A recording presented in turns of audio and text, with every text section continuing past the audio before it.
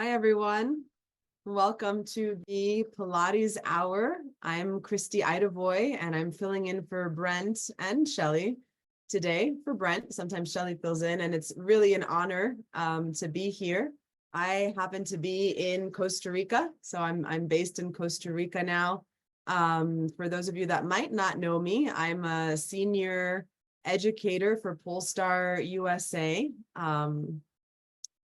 And I've been with Polestar for about 15 years. And I'm also now the US faculty manager liaison. And it's really a pleasure to be here today to talk about one of my favorite topics that hits really close to home, I think, for so many of us, which has to do with pelvic health and lifestyle. And of course, Pilates, which is the reason that we're all brought together. So in deep gratitude for Joseph Pilates and his vision and his work, and also deep gratitude for Polestar and the work that Polestar, Brent and Shelly, and so many others have done around the world, really all over the world. So it's an amazing community that we get to belong to. So thank you for being here. So Miami's super dear and near to my heart. I lived in Miami for a long time. I did grow up there. And that's where I got to become so close and work so much with Brent and Shelly at when they lived in Miami years ago. So again, so grateful to be here. We're going to dive into the slides. Prepared some slides for you guys today to help keep me on track because it's such a vast topic, and we are here for an hour. So we'll see, where we go, where the conversation goes. So today we're talking about pelvic health, lifestyle, and Pilates. So this is a topic that I've been working with for quite a long time now, going on 9 years with a workshop that I developed and then did a series on Pilates Anytime that maybe some of you have seen. And I offered it again last year and the year before that, actually, if I think about it. And what's fascinating is when we're talking, as you're all very well aware about lifestyle, especially, and movement, is that it's always changing. And it's something that is so, it's very much alive. Yeah, the work that we do. So, as I was preparing for this, I was just thinking about like, what is the relevance between lifestyle and pelvic health, and what's our role as movement instructors, as Pilates practitioners, in that relationship.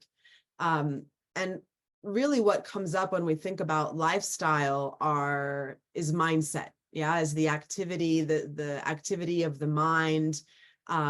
We could talk about the brain, and it's interesting, and we'll get into that a little bit when we talk about the brain, how thoughts and memories and this stuff that is not so tangible is associated with the brain. But really thinking more about the mind and the perception and how our lifestyle, and even diving deeper into that of like, what is lifestyle?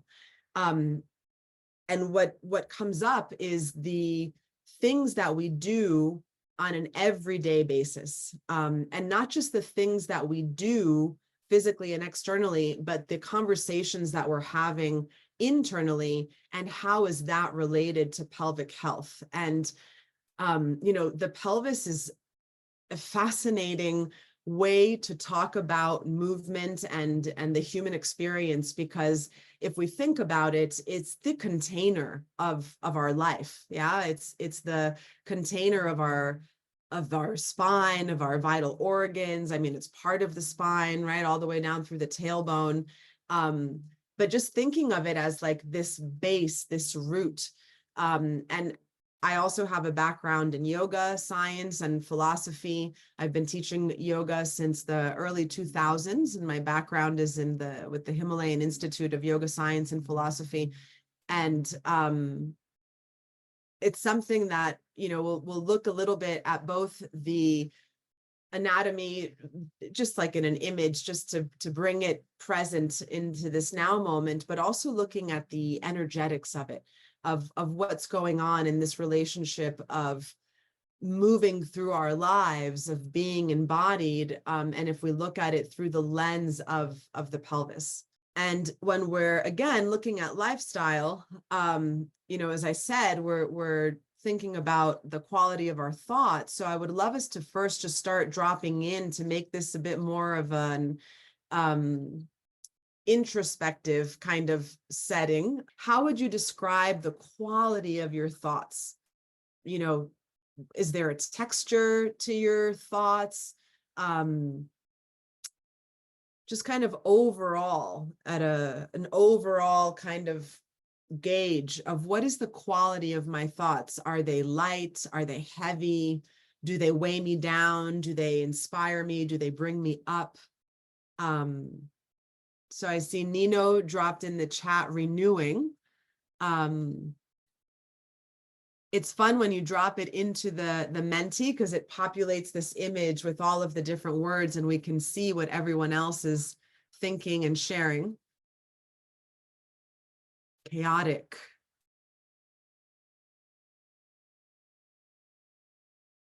Just give that a few more moments to populate.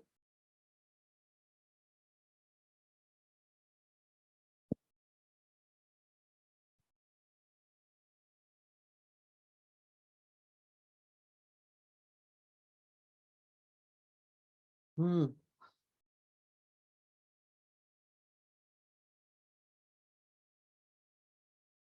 right. The beautiful thing about Menti is that it's anonymous. So feel free to, we're going to do a few questions. So, feel free to dive into yourself and share, because you're just being vulnerable with yourself at this point. Yeah. So it's interesting, right? There's some chaos, intensity, disembodied, scared. Then we also see inspirational. I saw one that said nowadays, more positive, striving for positivity. So that might sound a bit like a struggle.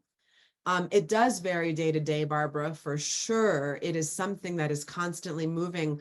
In Eastern philosophy, sometimes the mind and the energy of the thought process, they use the metaphor of a wild monkey that's jumping around from place to place. And so that kind of chaos, busy, right? And it does. And sometimes, so when it varies, we can pause and say, well, which way does it vary to? Yeah. Where do I spend more time? Frazzled, it's too much going on around my environment. And that is something we're going to talk about today, is about the environment, right? And that's where, for ourselves, first of all, because this is a personal question, how we can use our Pilates environment, our movement environment, to create a temple for ourselves, to help comb out the frizz, so to speak. Excited to worried. Yeah, and there's a really fine line between excited and anxious, isn't there? So that's really interesting. Open. That's cool. All right. So let's get on to the next question. How would you define your belief around your pelvic health? So again, open-ended question. How does it arrive? How does a question settle within you? So your pelvic health may have to do with your digestion or your elimination. It may have to do with your hips and your legs, and just seeing how does this question land for us? So changeable, can always improve.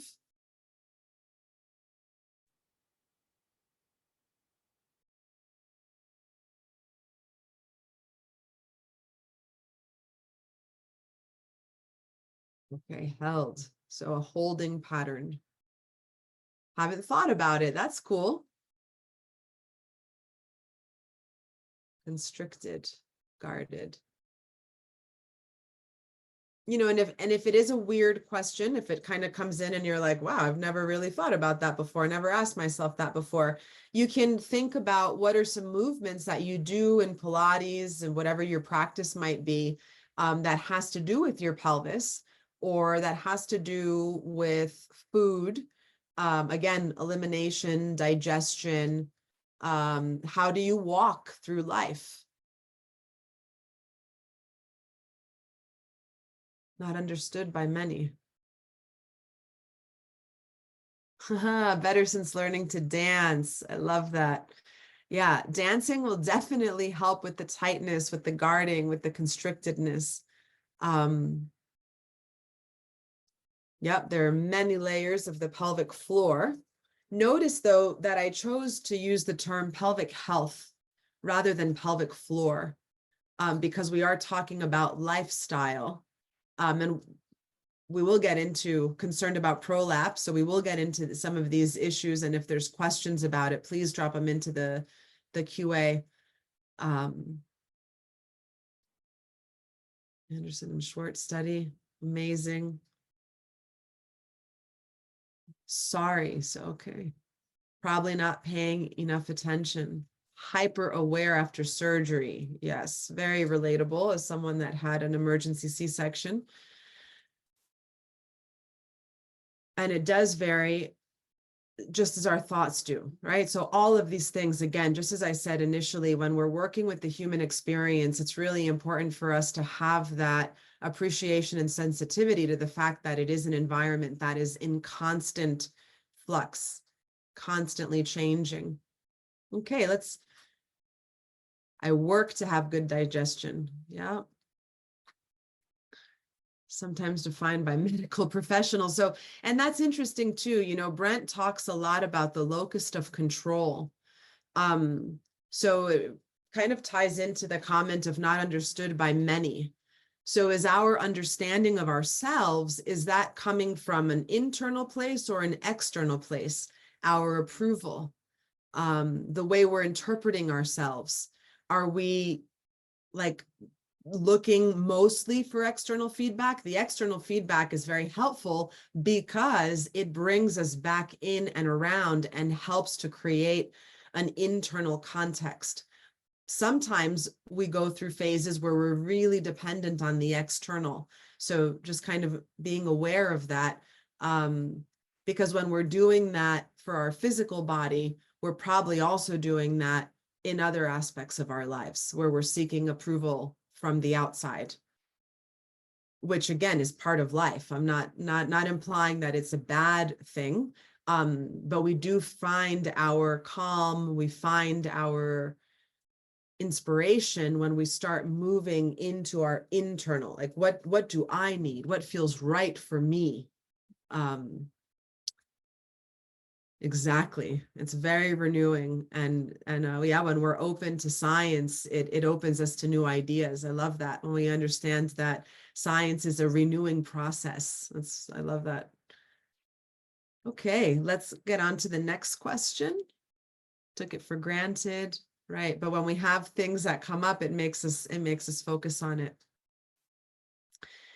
So how would you define your beliefs around your stress levels? How do you believe you manage stress? And stress is also a positive thing, right? Just like fear, we need stress to run out of a dangerous situation. We need a certain amount of stress to stay alive, to be responding. So how are we defining our understanding of our own personal stress levels? Do we feel that we've had to learn how to manage a lot of stress? We have enough healthy stress to keep us alive? Or we tend to run on a high anxiety channel or response to life? What do we think about our stress level? And we might find as we reflect on our stress level that, we can observe, does it mirror or match what we thought about or what we answered when we thought about the quality of our thoughts. How I feel is how I feel, and how I feel is what I get.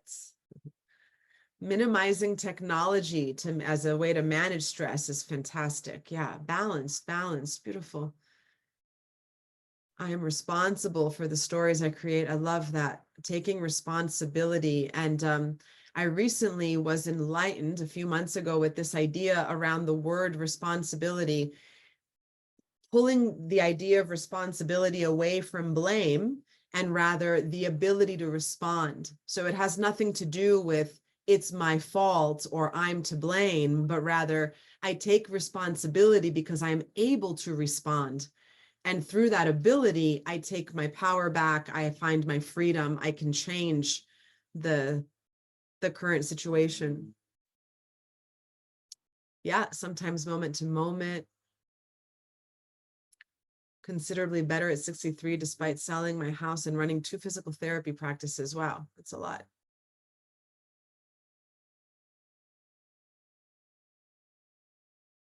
Overwhelmed and becomes difficult to manage. And I just want to congratulate all of you that have so much on your plate and are juggling and feel chaotic and are sharing this, because the fact that you're tuned in live right now for an hour says a lot about how proactive you are and how committed you are to changing this narrative, to changing this belief. So it's really a sign of how you're taking action to decide to take an hour out of a busy life to be here. So pat yourself on the back for that. Celebrate that.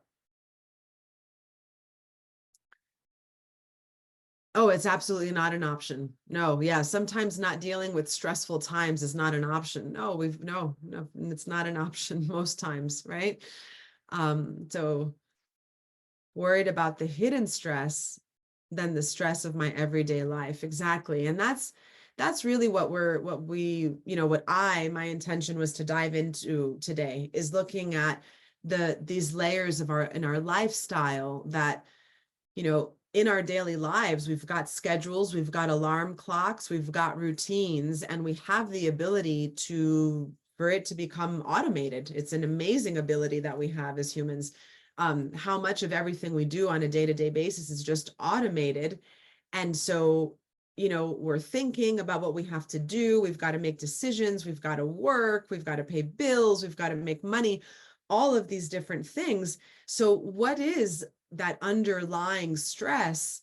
From our mind setting studies at Polestar, and when we were trained to deliver that mind setting course a few years back, learning that when we're in that thinking, automated daily going about our lives business, 95% of what's actually going on is in the subconscious realm.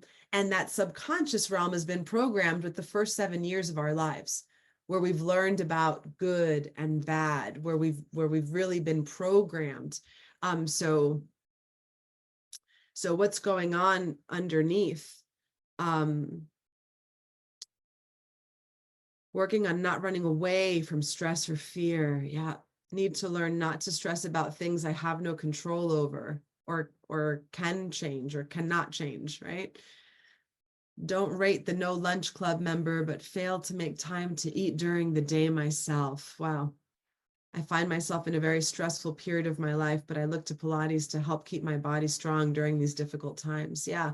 And, that's the thing too, is we look to Pilates to keep our body strong. And as we go through the slides and today, we'll be reminded that we can't separate the body from everything else, from the mind and the spirit.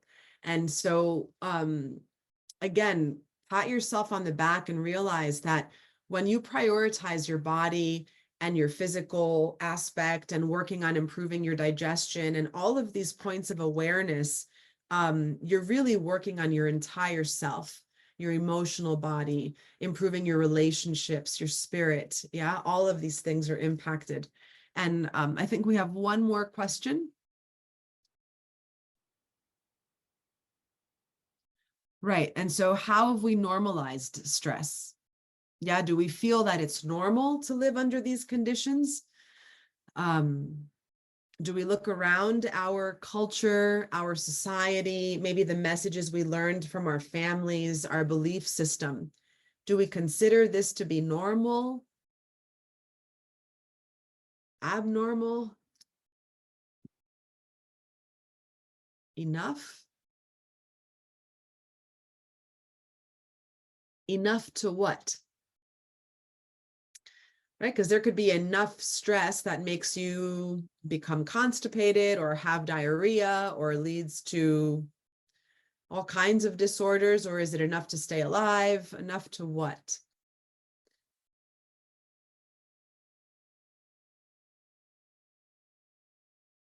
So yeah, I'm a recovering New Yorker myself. I used to feel that high stress level was normal, 20 years in the city, but now I don't think it's normal at all. When it begins to affect our sleep, our eating and relationships. So that's probably when we feel like it's too much. Yeah, it is shocking how stressed and depressed people are, where you live, and in urban areas.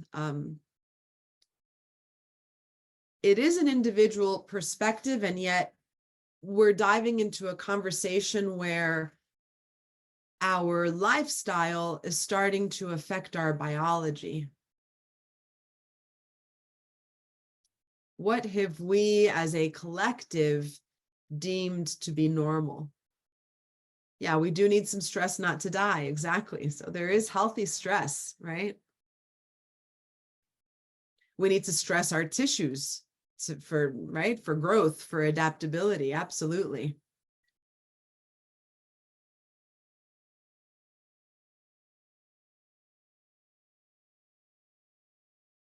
Varies person to person.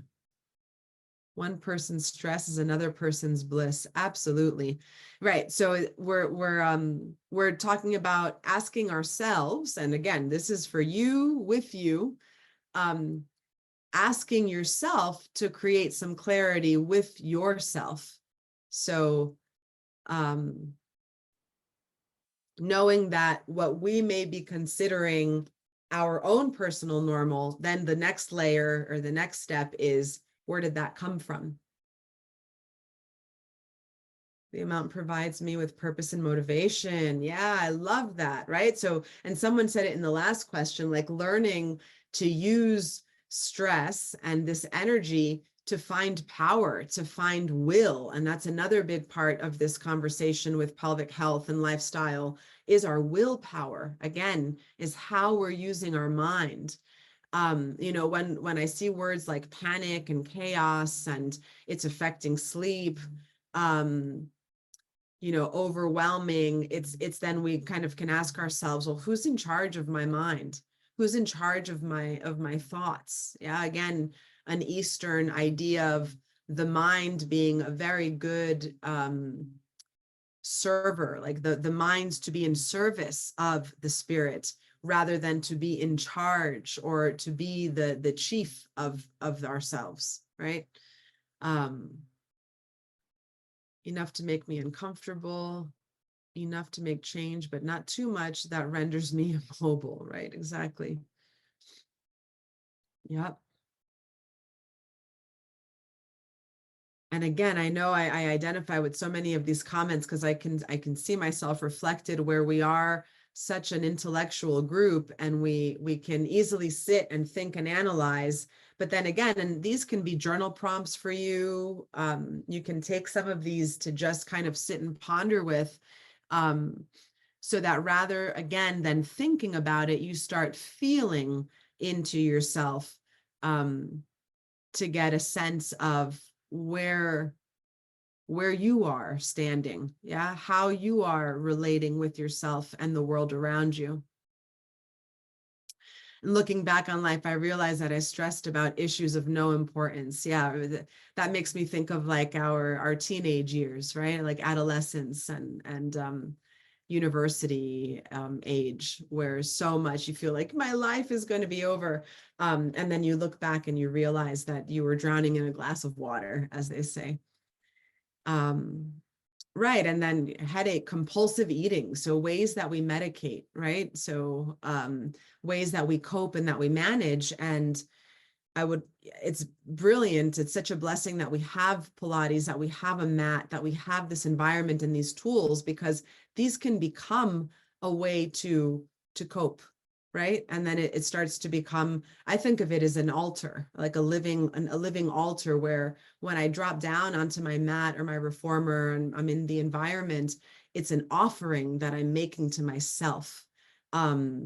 Rather than I've got to do this in order to accomplish a goal, but rather this feels really good and is a way that I get to drop into the present moment right now and quiet the hustle, quiet down, find that center, because the chaos continues, right?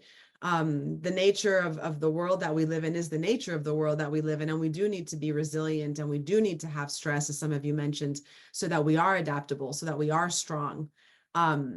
But then again, we're going to start looking at the relationship between the calm in the center of the storm. And then, when we're in the chaos, can we be in the chaos dancing through the chaos, and then return to that calm center?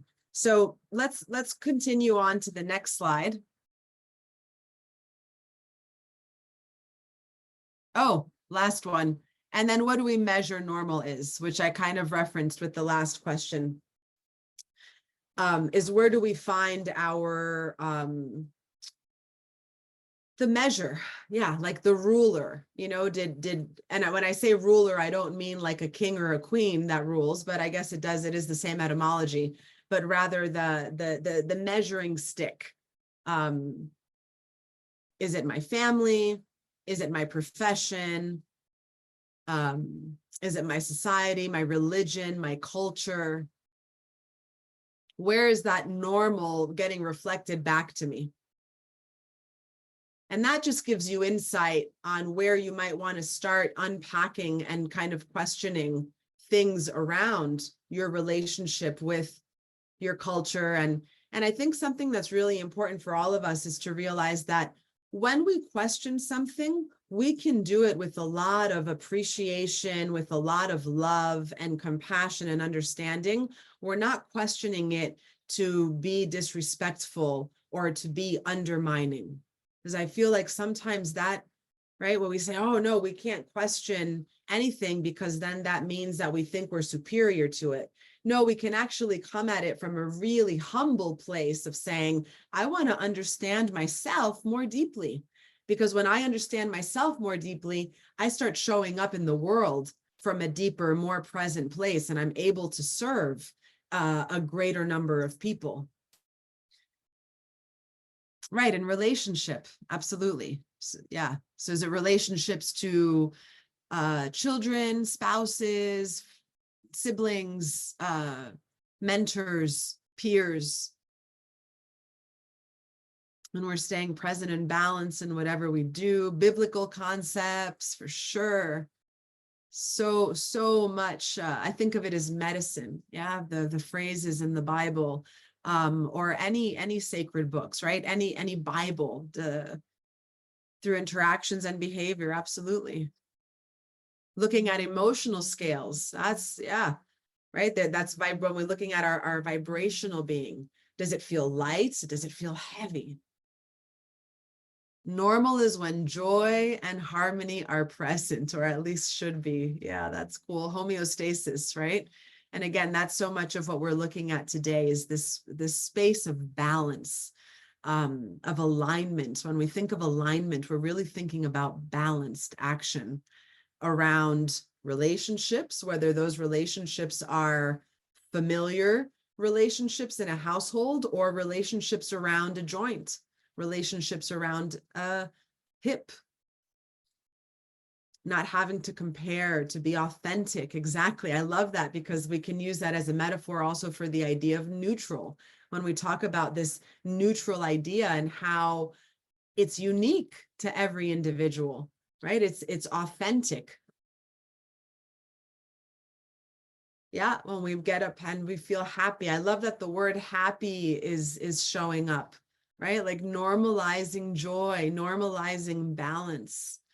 And it doesn't mean, right? So often when we're in the movement setting, I often reflect on like, wow, the way that I've really come to find my balance in certain exercises or poses in yoga is by falling, is by losing my balance, right? How does a child learn how to walk? By falling, by controlling the fall until we start developing the balance. But it's through moving out of balance that we keep coming back. So again, understanding the cycle and the movement between these things that may seem contradictory. They are like opposing forces. And it's when these oppositional forces are at balance that we find this ease and this center and this joy. Cool. Thank you, guys. Thank you so much for engaging and for responding, being able to give of myself. Yeah. So I'm a huge fan, and I think many of us at Polestar, I know Brent is a fan of Bruce Lipton. Your thoughts manifest cellular function throughout your body at all times. You can literally alter cellular function by altering your thoughts. So when we're thinking about these relationships within ourselves and with our clients or patients, you know, if we can really appreciate that the thought, meaning the mental space, the mental environment that we're creating an experience in, is literally altering the function at a cellular level. That's really profound. That's really huge. That's why at Polestar, you know, we have such a strong emphasis on how are we communicating, right? If you've gone through the program, I'm sure you've received the feedback of cueing in the positive. So rather than saying, don't bend your elbow, we say, reach through your arm, extend your arm, lengthen out through your fingertips, right? Finding other cues, other ways to communicate, because our language is triggering a thought. Why does the thought manage to manifest at a cellular level? Because the thoughts are going to trigger emotions, right? There are many things that we have triggers around, and it's a word that provokes that trigger, that provokes that emotional internal state. So it's very literal. It's very literal. And it's the reason that it's so important for us to drop in, yes, when we can have a full hour for something like this or for a Pilates class, that's fantastic. But then when we jump into the car, you know, what are we listening to? How does the news or the music provoke our thoughts? Understanding that the thought-provoking stuff that we consume is literally having an impact on our health, on our biology. So just, you know, to help appreciate this, just kind of looking like, how does this all happen? Well, it's thanks to our nervous system, right? The nervous system is the control mechanism without which there wouldn't be anything. We wouldn't have an experience. So it's broken into two systems, one being the central nervous system, which is basically the brain and the central spinal cord. And it's really fascinating when we think about the brain as being responsible for sensation, for memory. So thinking of how these memories can trigger physiological responses, you know, how when we use a word or an image, we can move the body into a physical experience, because the other part of the nervous system, next slide, is the peripheral nervous system. Right? And so again, there's this duality or this communication between the two, between the central and the peripheral. The peripheral nervous system is broken into the autonomic nervous system and the somatic nervous system. So we think of the autonomic nervous system is the part that is responsible for, just as the term describes, things that are on auto, yeah, our heart beating, and really the things that we're not thinking about, the involuntary aspects of ourselves. The somatic nervous system is the voluntary aspect, where now I can observe, I choose, like if a fly comes into the office right now, I see that it's got a stinger right away, boom, I voluntarily can either shoo it away, or I can voluntarily sit still and play with my mind and my reaction and see what happens, right? And then the autonomic nervous system gets broken down into the sympathetic and the parasympathetic. And so this is a place where, as movement practitioners, we play knowingly and not knowingly within this realm here, within this playground. I put a plus sign next to the sympathetic nervous system because it is the part that can increase. So when we're feeling stressed, when we're feeling the chaos, that frenetic kind of go, go, go, go, go, we tend to be in a sympathetic fight or flight response. And that literally increases heart rate, increases respiratory rate. When we feel tight and constricted, right, we're probably functioning in this fight or flight reaction. When we've lived in places like New York City, there's so much external feedback. There's so many potential for getting run over by a bus or a bicycle or a car that we start to really spend a lot of time over here.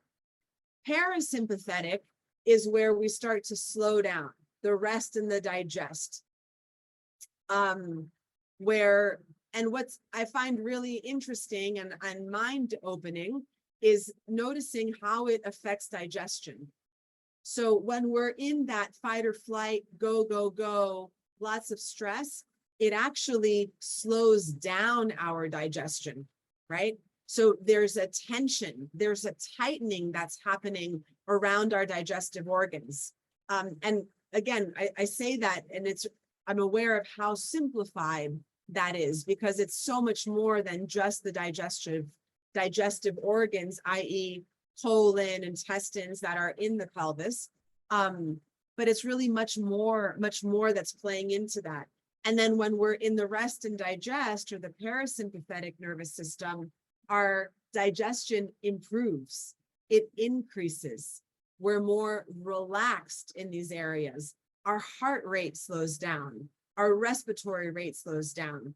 And so these systems, while they look, yes, they're opposing. I mean, clearly there's a plus and there's a minus on either side of the slide. They're constantly working to find a balance, to find homeostasis, right? And so it's this idea of this elasticity of finding just the right amount of both. And what's really beautiful is that we, just like everything in nature, are wired to seek this balance, and I remember Dr. Carol Davis, who you guys are probably familiar with already, one time, where she was lecturing, and she just pointed out the fact that when a bone is broken, right away it starts to heal, right? And that's why it's so important to get to the appropriate medical care as soon as possible. When we have a deep cut, we've got to get stitches as soon as possible. Why? Because the body starts to heal and repair itself straight away. We don't have to do anything consciously for that to happen. We are wired that way. A bone that's been broken is denser. Scar tissue is denser. So not only are we wired to repair, we actually repair and become stronger. We become more resilient as a result of these experiences. So, the way in yoga science, and it's the reason that breath is the first movement principle, it's also the first act of life. The way that we start to access the nervous system is through the breath. It's one of the most common ways, one of the most talked about ways. The other way is the mind. So using our breath, there are breathing exercises where we can increase our heart rates, right? So we can increase the heart rate by making the breath shorter and faster, by playing with the holds between breaths. So literally holding our breath. We can also slow down our nervous system, decrease our heart rate by working with our breath, by taking slower and fuller breaths. So we can think of the breath as like the portal and also like as a bridge. So it's an entry place to move into regulating the nervous system, working with the pelvic health, with the health of our recipient, especially when we remember that the pelvic floor and its many layers and the trampoline is part of the respiratory system. So we can talk about this very philosophically and metaphorically, and we can also talk about it and see like, oh, wait, it's quite literal. The diaphragm, the pelvic floor is a diaphragm. It's a pelvic diaphragm. It's a trampoline. And ideally, it's very elastic, right? So it has a lot of available movement, and it moves on every breath, just like our diaphragm, just like the epiglottis in the throat. I'm just gonna, so, looking at this relationship between the breath, the nervous system, and the pelvic floor, right? And that's what I've just been bringing light to, is how these are interrelated, how they're interrelated. So someone mentioned prolapse. I think more than one person, unless it was the same person in the Mentimeter, started talking about prolapse.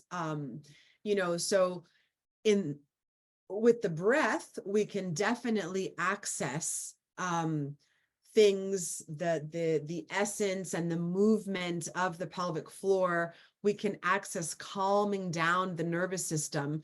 We can also start to become a little more sensitive or just aware of some of these relationships that may seem really nuanced until we start becoming really aware of them.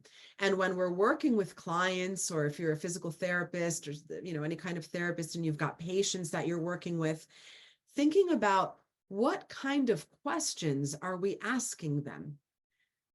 Because understanding when in their life, when in their activity, when in their thought pattern, relationships, the more that we can become present and aware to when dysfunction is showing up, the more the answers of how and what to do are going to start revealing themselves. Because these things are so interrelated.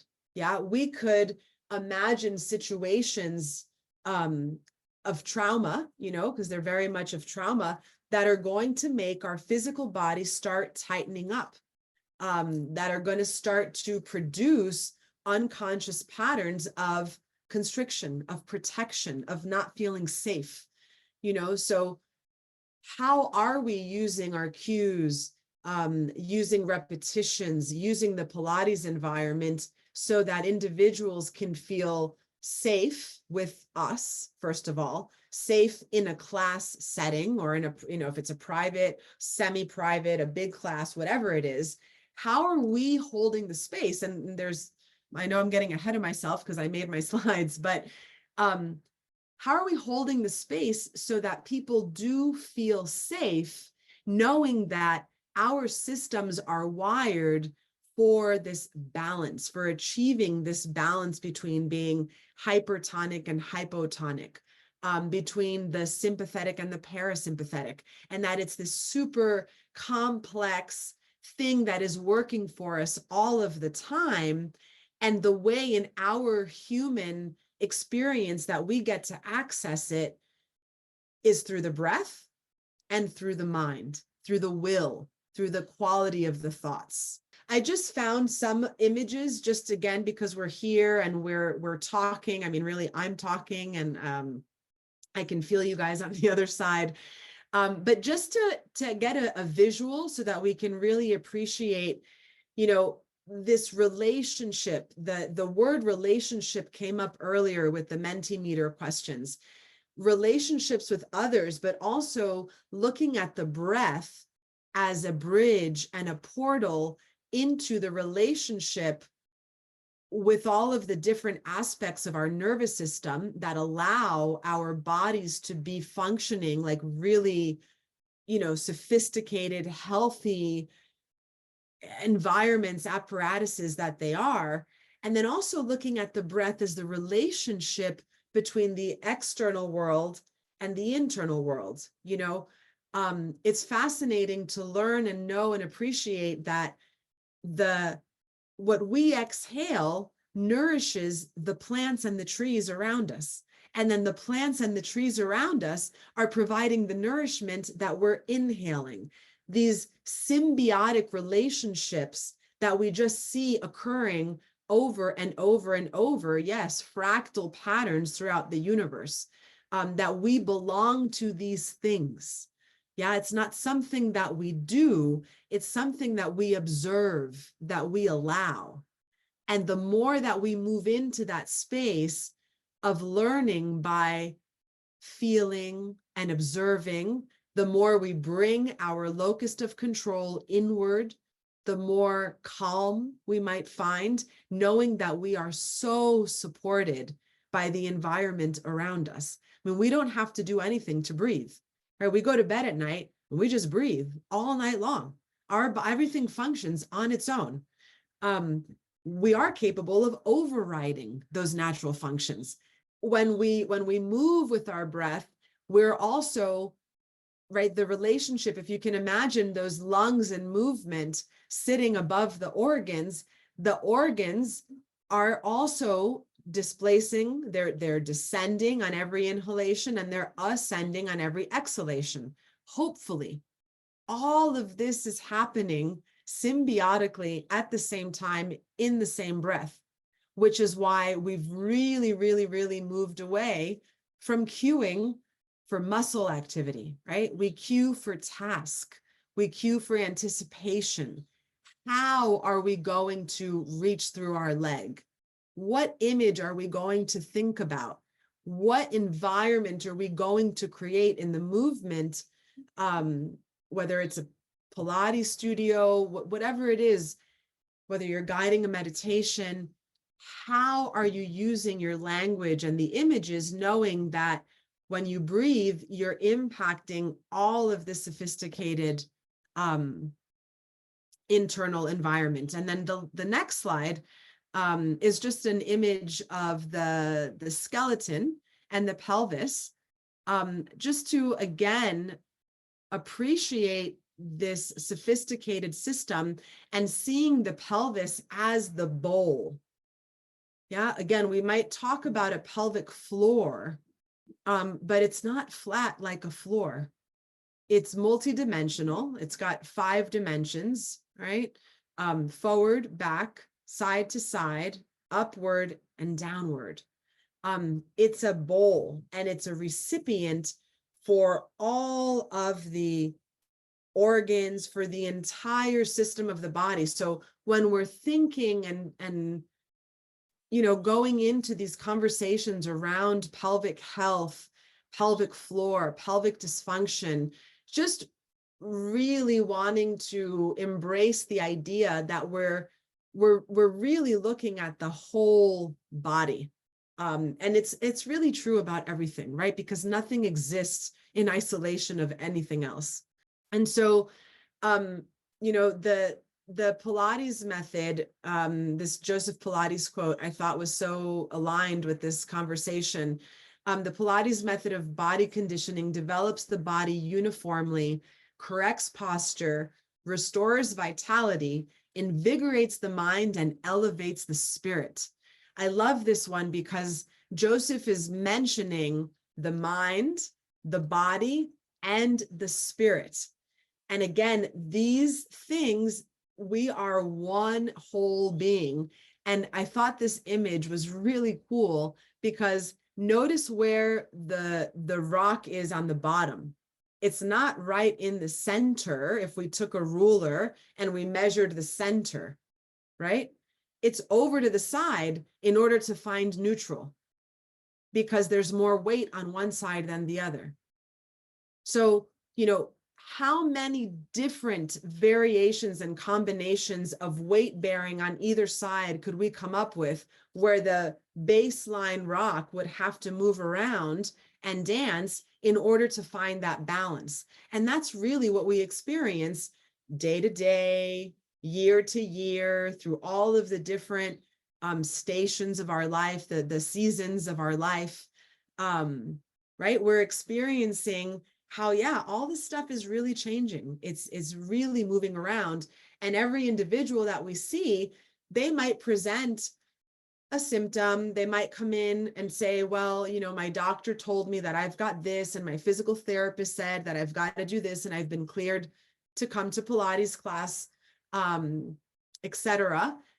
And yeah, that gives us a baseline. That gives us information, and it's really important that we feel comfortable with it, that it's appropriate.